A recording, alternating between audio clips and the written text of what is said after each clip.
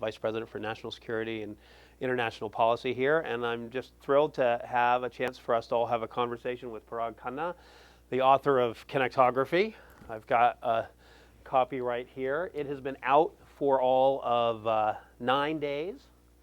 Yeah, it hit shelves 9 days ago. So it's available, and it's the latest in sort of a trilogy of work at reconceiving the 21st century that Parag has been creating, and we've all been lucky to be the beneficiaries of his new ways of looking at the world. The heart of Connectography is that we're mostly, when we look at the news every day, thinking of things in a way that doesn't relate to the reality that's unfolding around us, which is that the connections between people and goods and services, telecommunications, energy, infrastructure, and all these other things are actually the driving forces of the 21st century, and that those countries that are most successfully connected across all of these realms, and those peoples that are most effectively connected, will be the ones that are the most successful in the 21st century. It is a starkly divergent view with what we see in our political discourse every day right now. And I think it makes it even more interesting time to have Parag with us.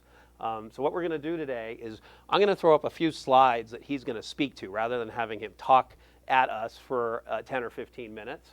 And then we're going to have a little conversation, and we'll turn it over to some Q&A. But this is truly a book about everything, and it is a different way of looking at the world we all inhabit and what's going to work in the 21st century. So with that, turn it over to you if you want to say a couple of words, and then we'll get right into the slides. Maybe I should start really just with this slide. This is the essence of the argument. But first of all, thank you, Vikram. Such a great friend. We've got a long history together, and you've been such an amazing supporter wherever I am in the world.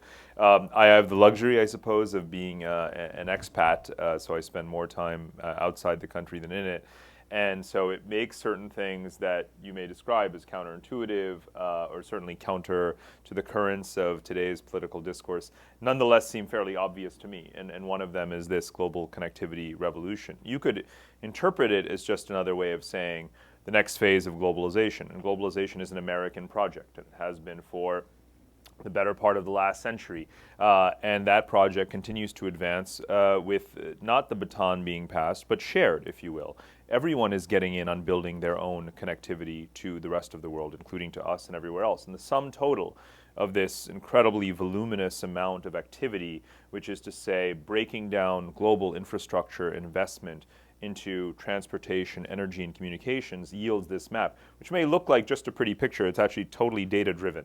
You have all of the world's highways and railways, so transportation, the world's oil and gas pipelines and electricity grids, energy, and internet cables, communications, on this one map. And the ratio between the length of this infrastructure to the length of the world's political borders is 150 to 1.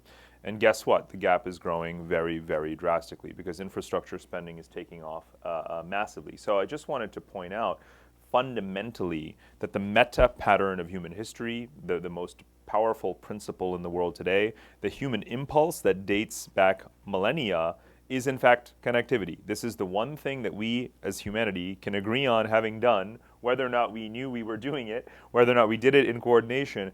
The one thing we have done in the 60,000 years since mankind's wanderings out of Africa is that we have built ever more connectivity. That is an utterly irrevocable meta pattern, and it's actually just taking off, quite frankly. So, what I wanted to explore is this revolution, and the point is to say that again, it's the next 10 or 20 years where you're really going to feel the impact of this, not even just now. So let's get into the nitty-gritty of that a little bit.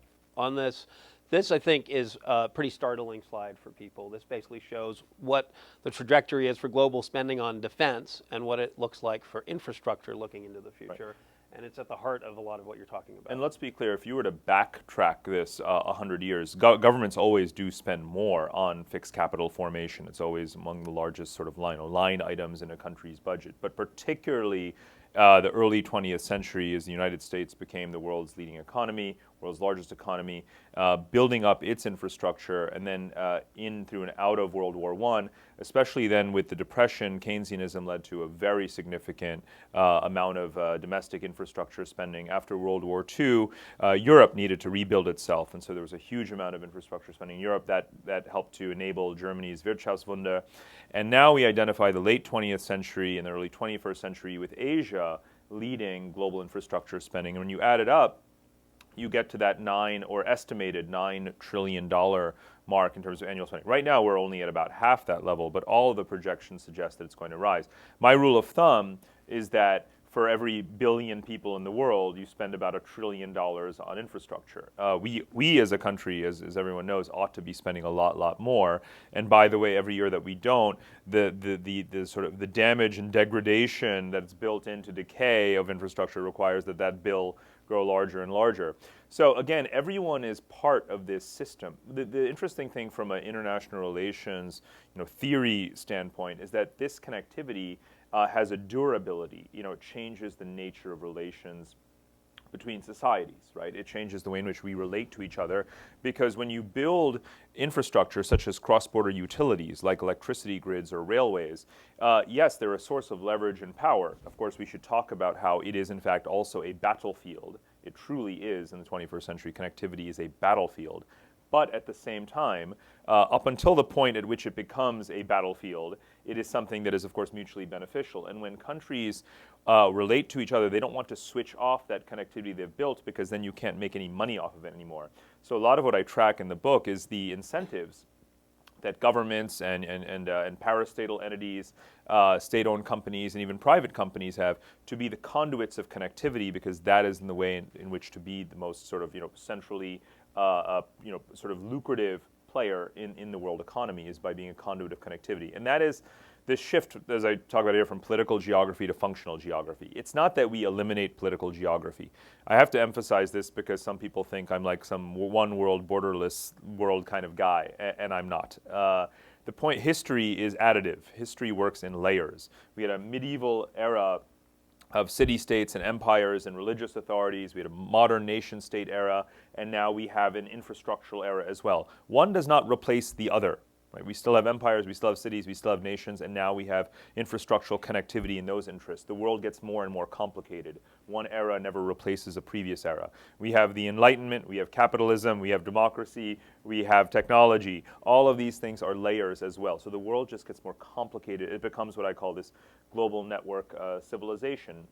And that subsumes our empires, our nations, our cities, and we all operate within that matrix. So the hubs of connectivity, though, are indeed cities. And for everyone in the audience, there are monitors on the side of the room too, if you have trouble seeing what's up here. And what you basically posit in the book, that we're shifting to a world in which cities will become the centers of activity. And also, though, the centers and drivers of international relations in many ways, the centers and drivers of how we shape the future, might matter more than what nations decide to do together. And that intercity relations might be as important as intra-nation-state relations. And indeed, that the nation-state is fading away for all intents and purposes. Much of what you just said is already true. It's not even sort of some postulate about the future, because we already live in a world where most people live in cities. We already live in a world where cities are the centers and the hubs and anchors of domestic economies and indeed regional economies. I use a lot of physics analogies in the book. I find it more useful often than the vocabulary of international relations. And one of the things I point out in the book is that most countries in the world, and we are not most countries, but most other countries in the world are small, frail, weak, post-colonial countries born since World War II. So put yourself in those shoes for a minute. Most countries are like atoms. The nucleus has all of the mass, pretty much all of the mass, and all the rest of the space is filled up by very light electrons, right? And most countries are like that. They depend on one city. And there's no successful country in the world, of course, that doesn't have a successful city. Afghanistan and Somalia are not going to be standing up on their own 2 feet until Kabul and Mogadishu are functioning cities, right? We'll get to this in a bit, but you and I love counterinsurgency banter as much as anyone. And we do clear, hold, and build. And I talk about this in the book. We should be doing clear, hold, and build a city. you know, and we haven't gotten to that in most of the geographies where we've been intervening. But just back to this. This is UN, World Bank, McKinsey, you name the projection. The world will have about 45, 50 megacity, urban archipelagos, as I call them, by the year 2030. So let me just make very clear, this map applies more or less today, but in 2030, when you and I gather and we sit here in this stage after all the construction work is done, this same map is the one that we will be looking at. 15 years from now, there will be absolutely no need to change this map. These will be the hubs of world demographics and the key anchors of the world economy. Right here, you saw it here, and this is not going to change because it takes a long time to become a megacity.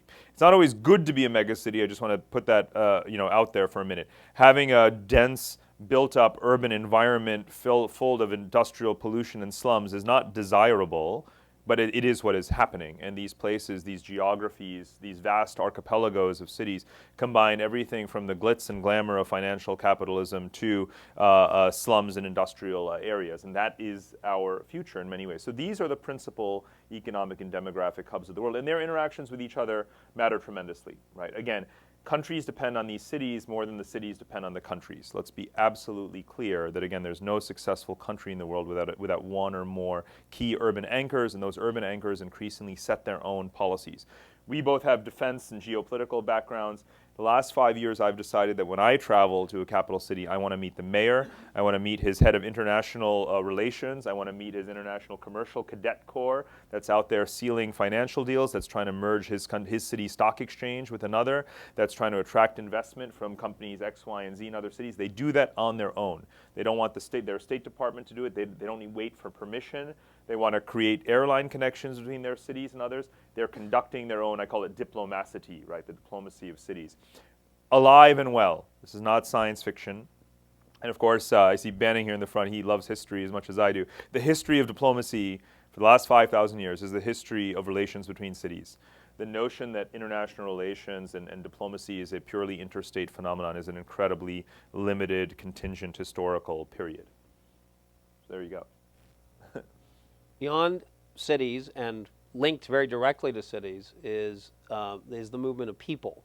And what are you getting at when you focus on both the number of people that are starting to become sort of global citizens, that is, people who are migrants, and then what that does for the global economy and for geopolitics? And let me start by saying that I don't perceive any need to frame this as a response to today's contemporary political currents in Europe or America. Let me be perfectly clear that as a very secular trend of the last century, we have a significant increase and a steady increase in global migration.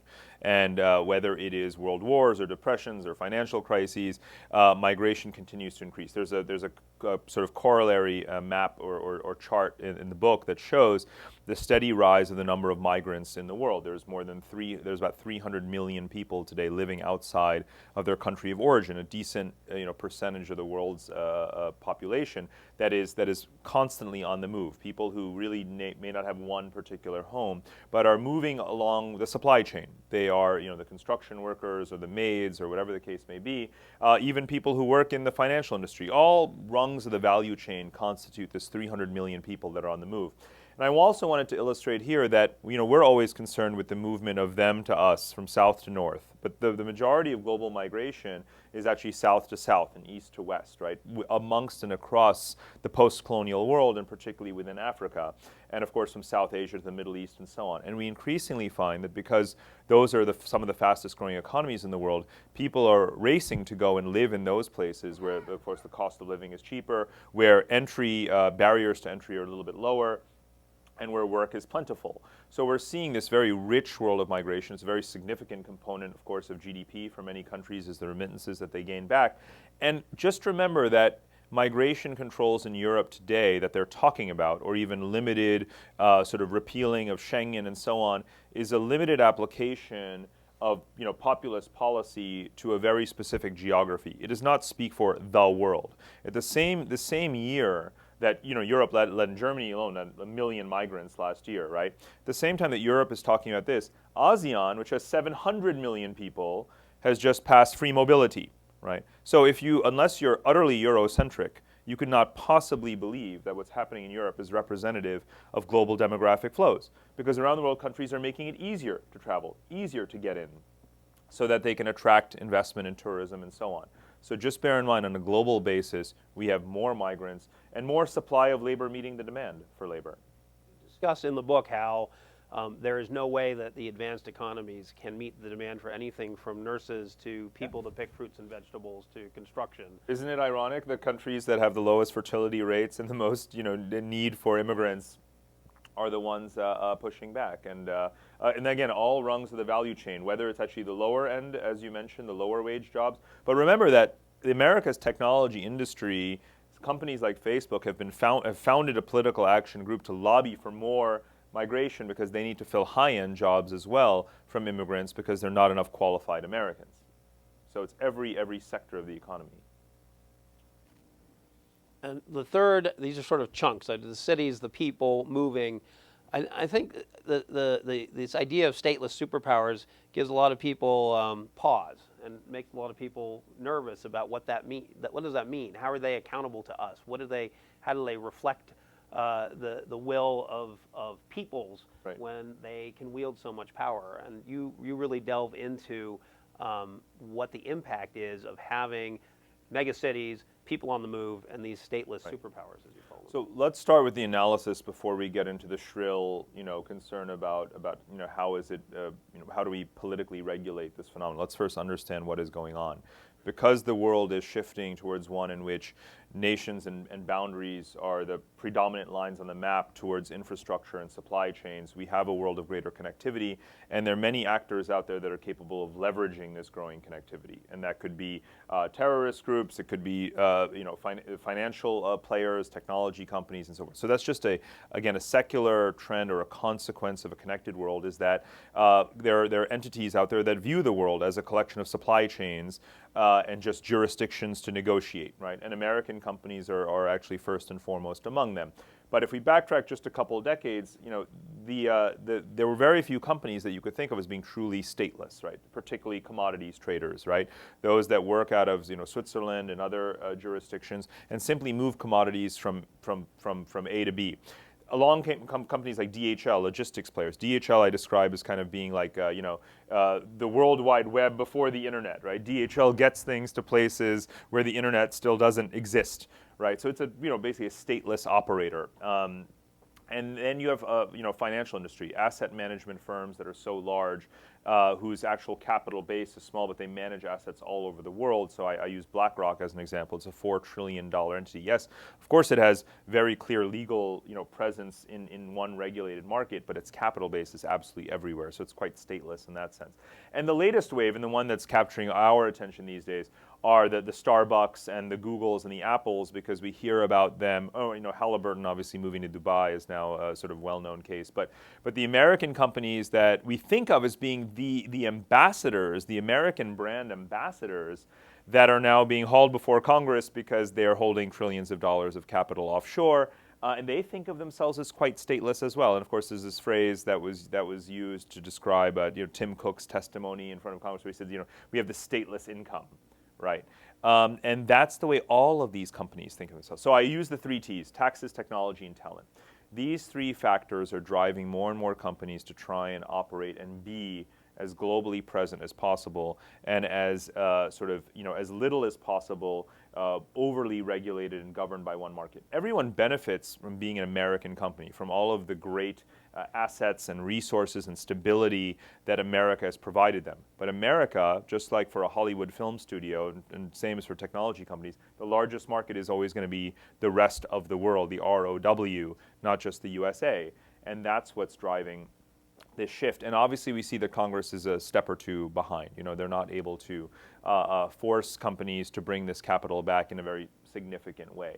And I don't think that the solution is to keep on trying to overly tax companies. In fact, if anything, the momentum in the discourse seems to be that they should have a much more transparent tax code with a lower corporate tax rate to attract companies back based on market dynamics rather than on over-regulating them. And the lesson in that, by the way, is that countries that are successful don't compete to overly tax companies, but to actually just to attract their investment, because the multiplier effect, the catalytic effect on your economy from attracting investment is greater than from taxing companies, from bringing in that fixed investment that actually creates jobs and brings in technology and so forth. So we should continue to do, as America, what we've actually always done best, which is to actually be the leading destination for foreign investment and simply change the incentive structure so that companies bring that capital back and create jobs. So I want to switch a little bit up to how those factors come into play in the global global competitions.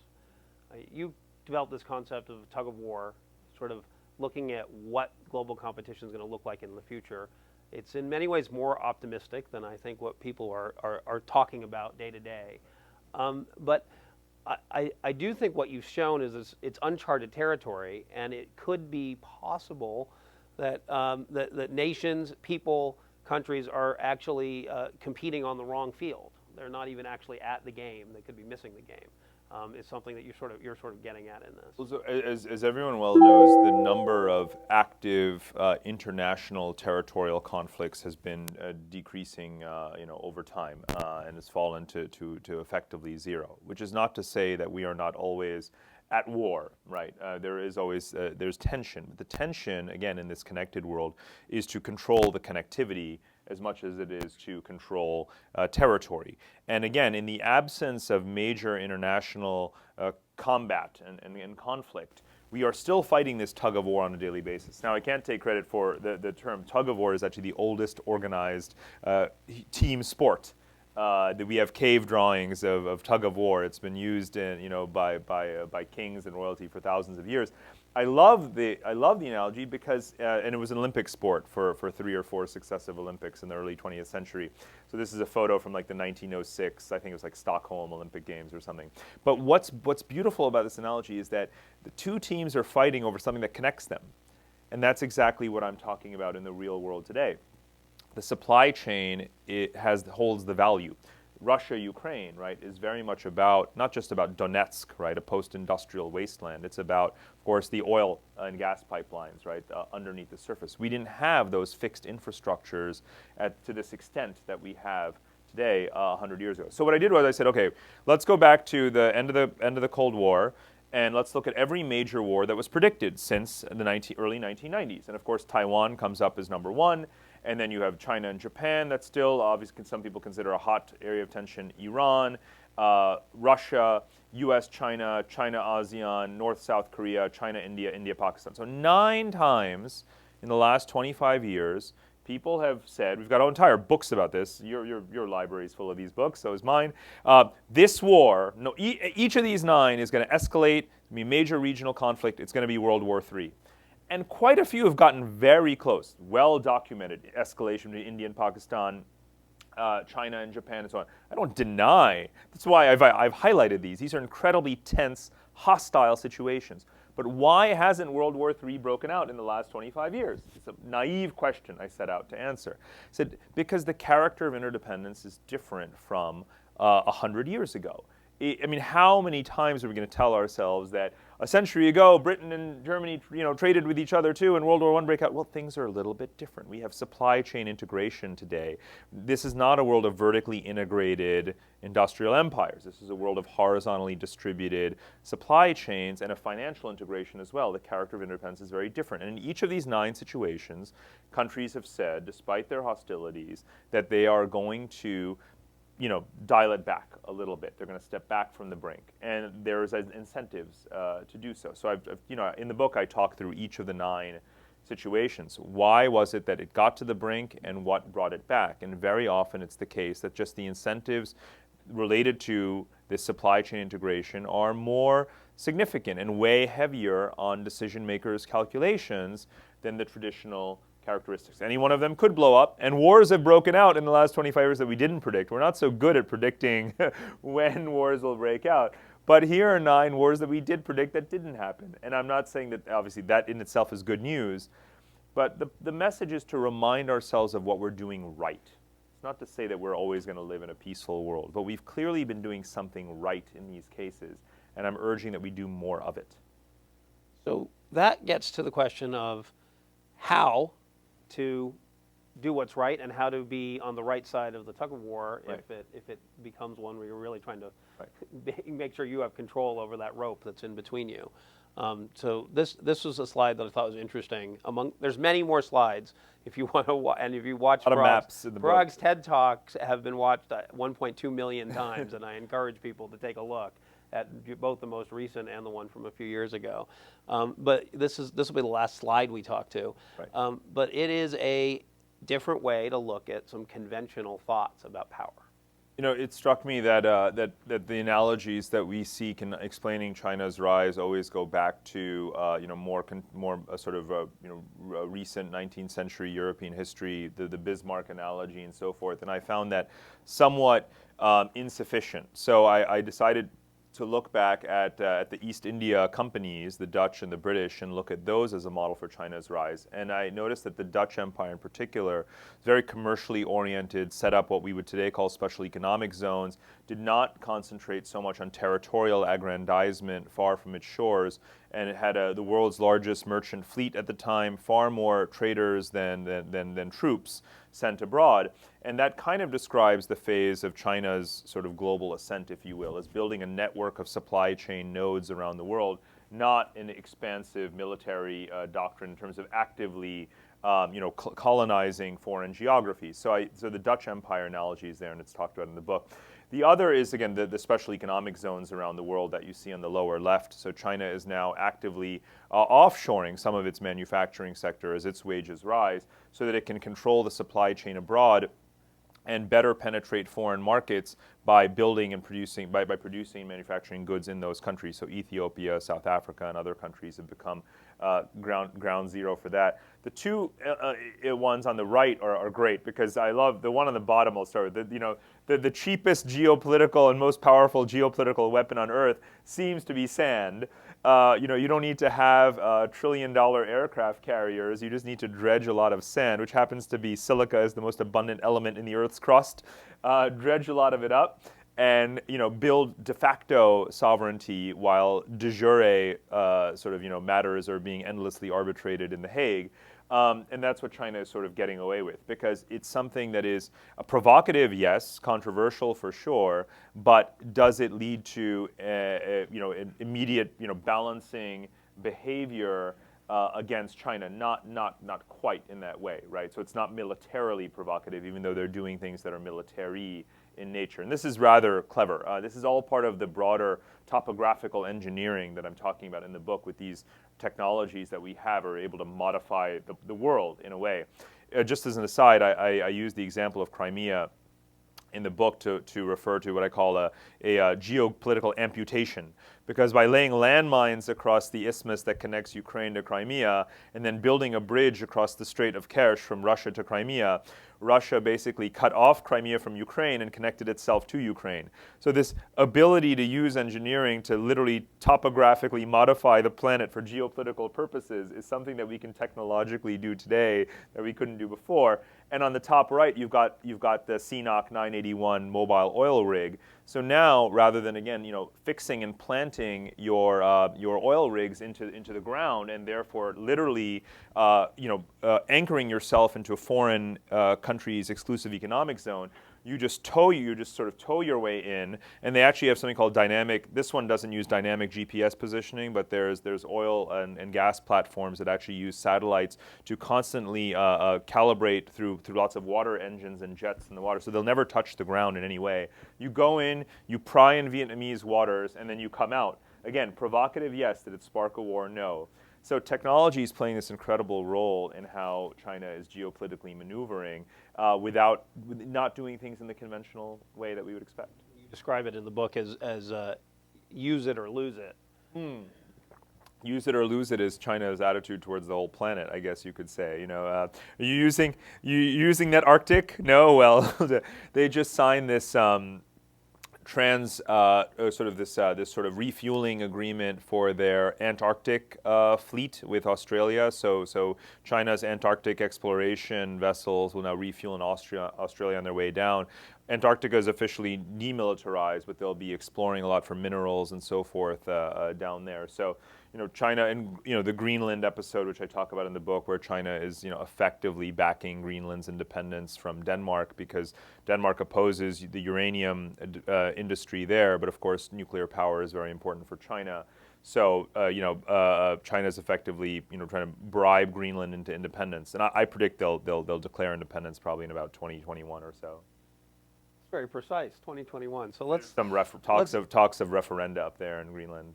I'm not going to ask you to talk to this one. It's too hard for folks to see. But basically, it's the Silk Road, the infrastructure investment that is spreading from China, basically westward. We often think about challenges from China in the South China Sea and in the East China Sea, with Japan and its neighbors, Taiwan. But China is very focused on moving things westward, on east-west connectivity. So I'm just going to leave this up there. You can talk to it a little bit, and want to transition very quickly to talking about the implications of what you have written about for first geopolitical and sort of issues of war and peace, and then for issues of economic well-being and how people, the mass of humanity is going to do better in this world, or what the steps are going to be that would be needed to actually help build inclusive prosperity in this highly interconnected world.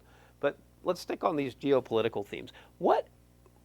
So what are the tools? There's a clear frustration. If China's using sand to build up islands that are seen as illegal or provocative or whatever it may be, and none of its neighbors can figure out what to do about it. What does this mean for thinking about the tools of statecraft, of diplomacy, and of military diplomacy in the coming decades?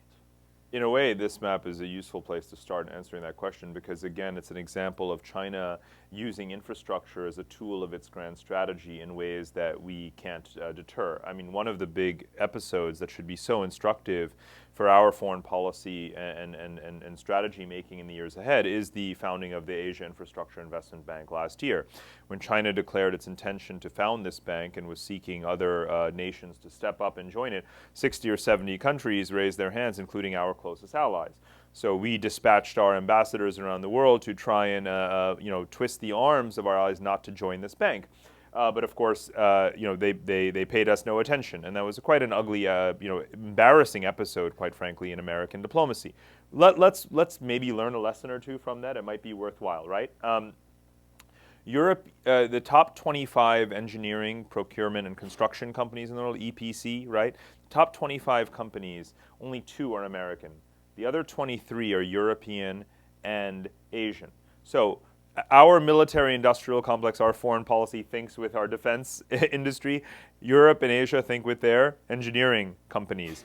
Would a European company or country ever reject the creation of a $150 billion fund to subsidize them to build infrastructure across Eurasia? No way. And if you knew that one simple fact as the White House or the State Department in the year 2014, would you be dumb enough to think that you could ever convince a European country not to sign on to an infrastructure boondoggle?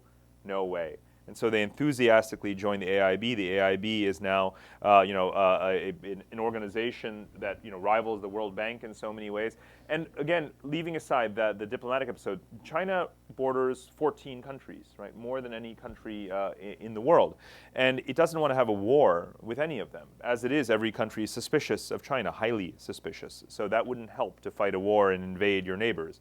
Instead, you build your way across them through all of these infrastructure linkages. So for strategy, for us, for policy making, this is not containable activity, right? And we have to think about, my view is that we need to think about our presence in the Asia Pacific as creating a security umbrella, sort of like what we did in Europe after World War II, in which we're not perceived only as balancing China, but also trying to create the conditions for peaceful regional integration between Asian countries. Easier said than done, yes, but at the very least, our presence there could be perceived as a security umbrella rather than as a balancing pivot. And what we say or what we think we're doing matters much less than what other countries in the region think we're doing. And we don't spend enough time projecting ourselves as doing that. So that, from a strategy standpoint, is very important. So I mean, it's an interesting, the choice of word rival. So the AIIB is a rival to the World Bank. That's actually the vernacular. Any article you read will say the AIB is a rival.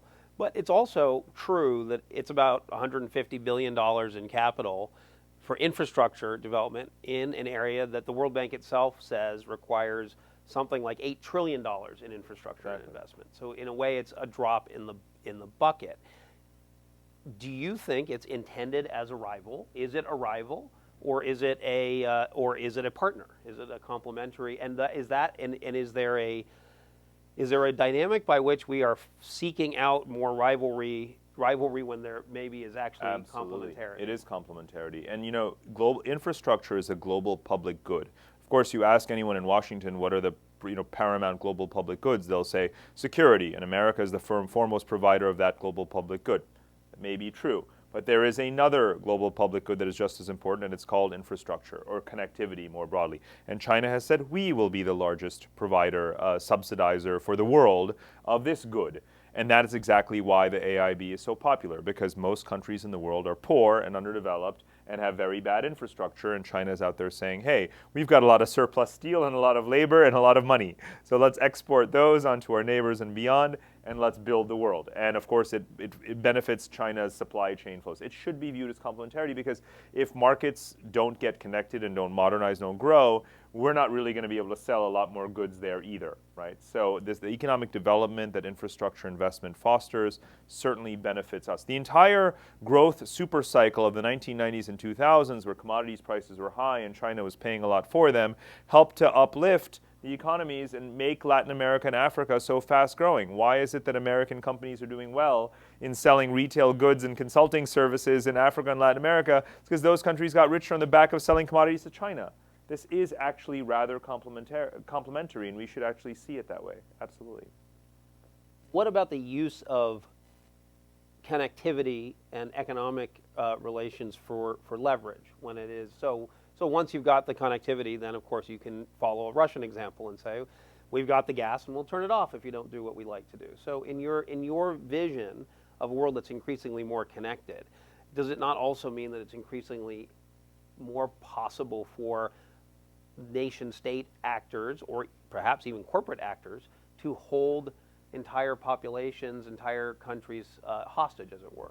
Yes and no. I think it depends on the number of points of failure that you have or your dependence on connectivity from one place. So for example, if your country only has one internet cable junction box or one cable coming onto its shore, then you're very much dependent on whoever operates that cable. Or if a terrorist or a ship anchor pulls it up, you're cut off.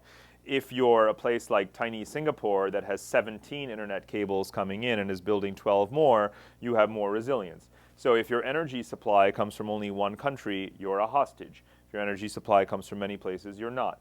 China doesn't want to depend only on energy flowing through the Straits of Hormuz and the Strait of Malacca, right? So a lot of what it's doing in the South China Sea is also about positioning itself to maximize its access to whatever resources may be there, because they're located east of the Strait of Malacca, right? And its energy deals with Russia are about getting energy from the north. And its interest in Arctic shipping is about getting LNG from the Barents Sea region that Norway and Russia are developing and bringing it through the Bering Strait. So all of these maneuvers are around resilience of access to resources. So again, in a completely connected world where everyone has multiple pathways to get their digital, to meet their digital supply and demand, their energy supply and demand, their food supply and demand, it actually gets harder for one country to cut another off.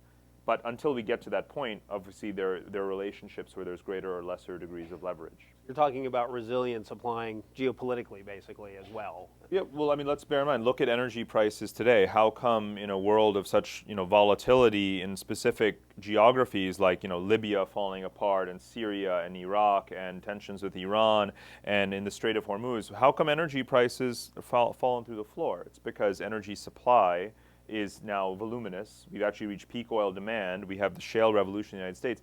10 years ago, everyone said the US and China would go to war over oil resources in the Middle East. As of this month, America sells oil to China, right? So it's a very different world. We sell, newsflash everyone, we sell oil to China, right? 10 years ago, that was not exactly what we thought the world energy picture was going to look like. We are now part of their energy security strategy, war with America is not part of China's energy security strategy. Buying our oil is part of their strategy. And that's very important because America has gone, because probably the smartest thing Congress has done since the end of the Cold War is to, although it was controversial, but was to lift the ban on oil exports last December, which means that unlike Saudi Arabia or Russia, say, the United States can be the most stable provider of hydrocarbon resources, both across the Atlantic and Pacific, for the next 1,000 years.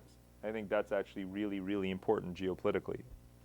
I want to pivot. I want to make sure we have time for a few questions from the audience, but I do want to pivot to what I think is a fundamental question, especially right now, especially when you see the advanced economies facing the challenges they're facing with inequality above all else.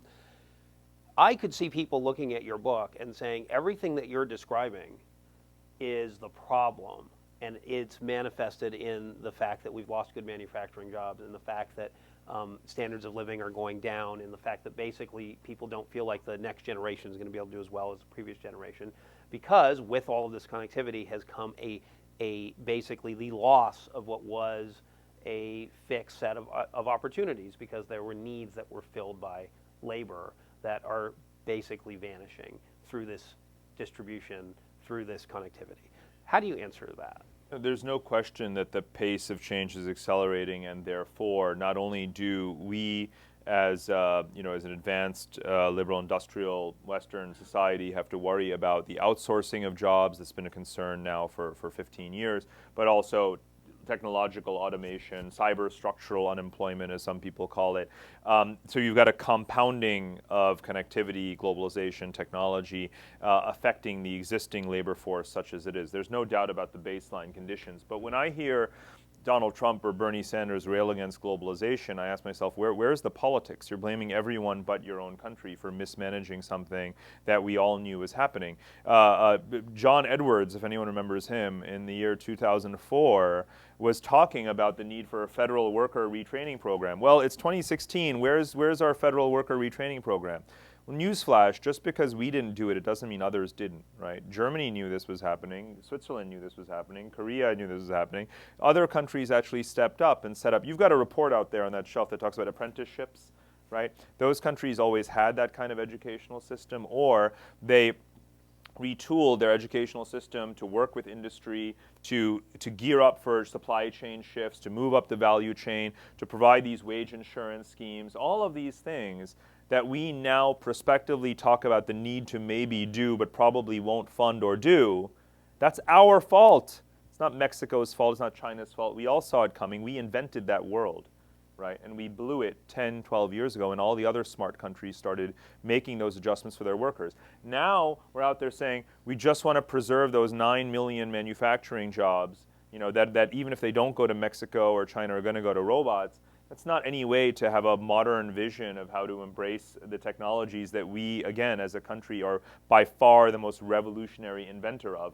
Meanwhile, you're ignoring the fact that 15 million people or more, maybe 20, 30 million people, live in the gigonomy. You've got a conference going on in this building right now about the gigonomy. More people right now are getting by on their tasks, to TaskRabbit and Uber and whatever else, than are in traditional manufacturing jobs. And those are younger people. If you care about the future of America, you should be saying, what are we going to do for all of those people? Where is what skills do they have? How do we get them better connected? How can they more seamlessly be part of a sharing economy, or be doing different tasks for companies large and small and for each other, and enabling them to be part of a new kind of services economy, because the old industrial base is not going to come back in that form as a major employer. Those are the questions we should be talking about. Instead, we're blaming Mexico and China. It's nonsensical. Well, you mentioned the campaign, and a lot of talk has been in the last few days about America's role in the world in the campaign, especially with Donald Trump giving his first real foreign policy speech just yesterday. Real, but yesterday. Real Donald Trump at real Donald Trump. But what do you think, sitting in Singapore and looking back over, what does the world want to see from America? That's a fantastic question. I wish that that's the way we would think more, or at least ask that question at some point in the checklist around strategy making. Is what does the world actually want, from us? Because we're capable of just about anything, it seems. But I would actually boil it down to four things, and we've only loosely talked about them. But number one is, of course, that security umbrella, again, which is different from American primacy, it's different from American hegemony, it's different from offshore balancing in perpetuity. It is a security umbrella. It is a presence that doesn't just reassure allies, but works to actually encourage regional security organizations that are self-sustaining, that don't require our outside maintenance, right? Again, a different thing. But that is very important, of course, number one. So security, but a different kind. The second would be, of course, finance, right? The world's largest capital markets, the world's largest economy, largest exporter of capital in the world. So the stability of our financial system, the liquidity of that system, the predictability of our interest rate environment and the impact that that has on the monetary policy of other countries. So the reliability of the American financial system is obviously very, very crucial as well. And there, of course, on the one hand, the financial crisis in its origins here had a negative impact for the foreign view of American capitalism. It doesn't mean that the world still doesn't depend on American liquidity in many ways, so we have to continue to get that role right. The third would be connectivity, right? Who doesn't want our hardware and our software, right? And every country wants that, and they want it to be cheap, and they want it to be plentiful, and they just don't want the NSA backdoors, right? So technology without the backdoor. So we've got the security, we've got the finance, we've got the technology and the fourth would be the energy, as I said. So again, we're not Russia or Saudi Arabia. We could be the world's most reliable provider of hydrocarbon energy. Those four things, if we did those four things, right, be the most stable connector, if you will, in these four dimensions, and make that really explicit part of our grand strategy. I'm not sure what else. Those are the four pillars of what our grand strategy should be, to deliver these things in a way that is sort of mutually beneficial with the rest of the world. We would absolutely remain the world's primary and then certainly most respected superpower in the 21st century as well. Take some questions. Put up your hand over on the left by the TV screen.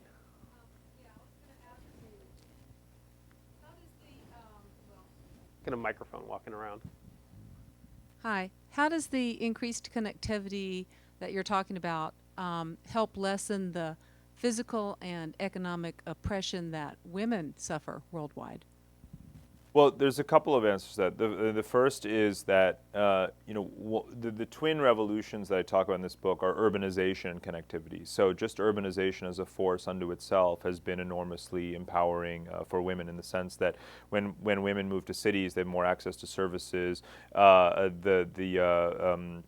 Fertility rate goes down, access to education, technology, all of these things, more rights. So around the world, women are more empowered, as they urbanize, right? So that in and of itself is an important factor in overall human development, which applies to women and to their children as well. So that's an important factor.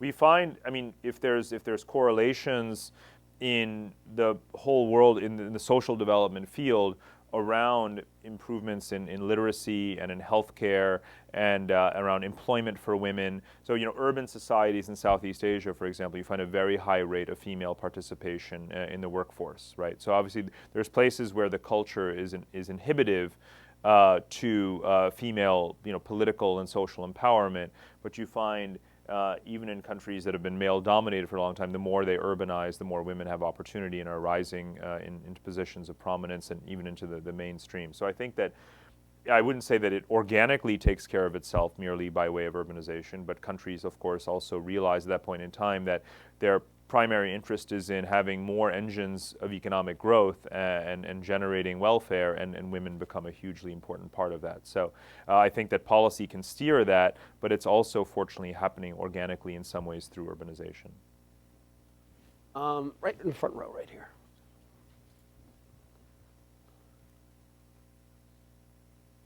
Ken Dillon, Ciencia Press.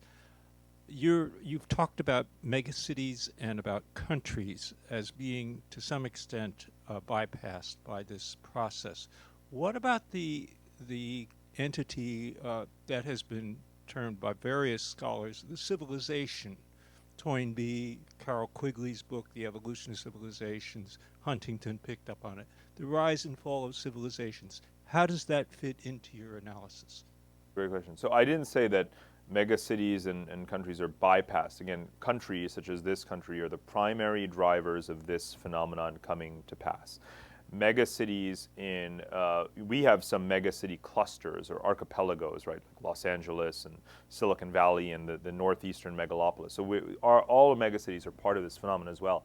But the notion of coherent cultural realms, right, particularly if it's a religious realm, and with both Toynbee and to some extent and Huntington also, religion and civilization were sometimes confused actually in their work, almost viewed as sort of synonymous, and of course they're not, right? A culture or a religious realm is much more ethereal and much less cohesive than an empire. So I've written a lot about this. I modeled my first book on Toynbee's retirement diary called East to West, A Journey Around the World. So I steeped myself in all of his writings on this. And I found that, when we talk about, and particularly in the case of Huntington, treating civilizations, when you really mean cultural or religious realms, as something that is geopolitically coherent is a big mistake. Talking about Christianity or Islam or Hinduism as any kind of a force with agency, as an agent, right, a unit. And of course, in international relations, we have to have some unit, something to hold, someone that does something, some unit. That religion actually just doesn't do that. There is not sufficient cohesiveness. So I treat the unit of analysis at the largest scale as the empire. To me, empires still matter. My writing is very much about empires, the American empire, the European empire, the Chinese empire. I think those are vastly more powerful agents of change throughout history than the notion that there is an agency to a religion per se, and that religion cohesively pursues its own agenda. So I know that lots of people love to reify religion into some kind of a geopolitical actor, but I'm sorry, they're wrong. Let's get someone in the back, on the right. My right. Sorry. You can be next. What are we going to do about Detroit? When Great question. I lived in Detroit in the 50s, it was the industrial capital of the world. The Motor City is now an urban ghost town, basically because all of those good manufacturing jobs have been exported to slave labor countries like China. Where are they going to fit into the picture? Great questions. Yep. I mean, once it had, in 1950, Detroit had over 1 million people. It's now down to less than 500,000. It's half of its population. And that's part of the problem. Some of you may have seen last weekend in the Sunday New York Times, I had a map excerpted from this book of the kind of the future map of America that was broken into these regional clusters. One of the explicit arguments I made there is that if you look at the geography of Detroit, the demographics and the geography, let's talk about both.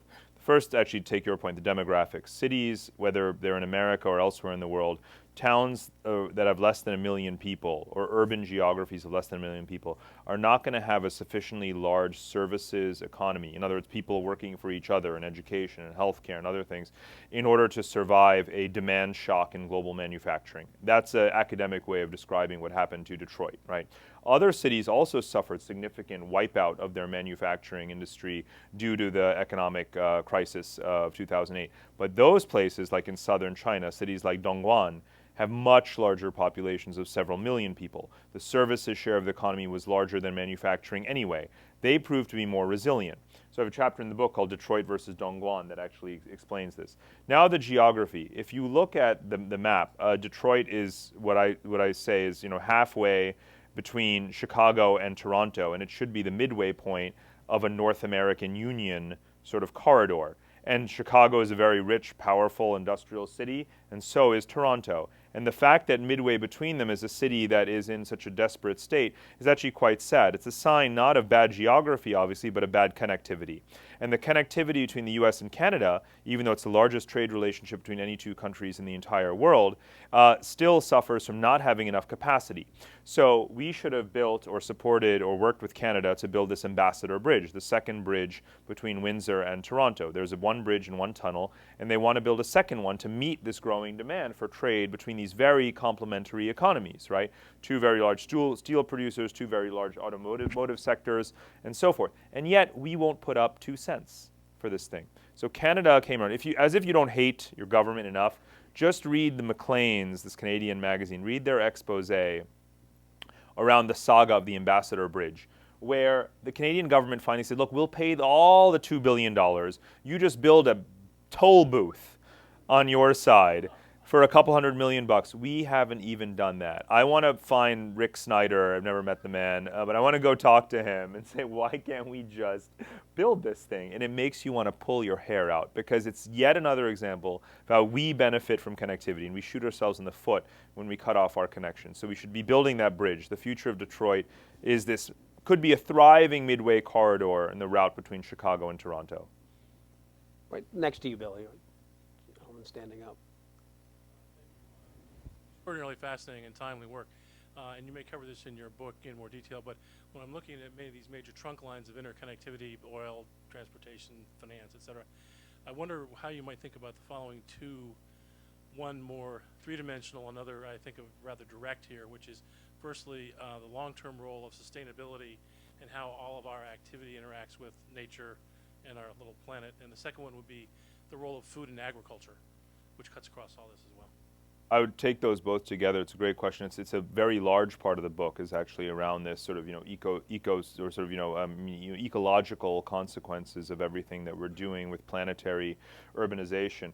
And you don't actually win a war against nature. You just sort of attempt in some way to insulate yourself from the feedback loops that we've actually inadvertently put into play. So this map is a good one to be looking at, because the world, most of the world's population lives on this map. And the fastest growing megacities are along the coast of the Pacific Ocean. Meanwhile, temperatures are rising fastest in the poles, but sea levels fastest at the equator. So we're setting ourselves up, not to mention all the volcanic activity. So we're setting ourselves up for a bit of a disaster here in terms of urbanizing on the coast of volcanic regions with rising sea levels. So that's bad. In terms of food production, temperatures are rising fastest at the northern latitudes.